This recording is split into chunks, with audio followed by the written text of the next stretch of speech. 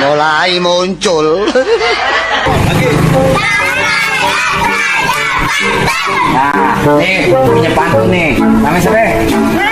Amat. Naik sepeda mau ke Pomat. Sampai ke Pomat, kok abang lihat ada si Amat giginya ompong. Jadi naik sepeda mau ngaji. Oh iya, mau ngaji makan bebek.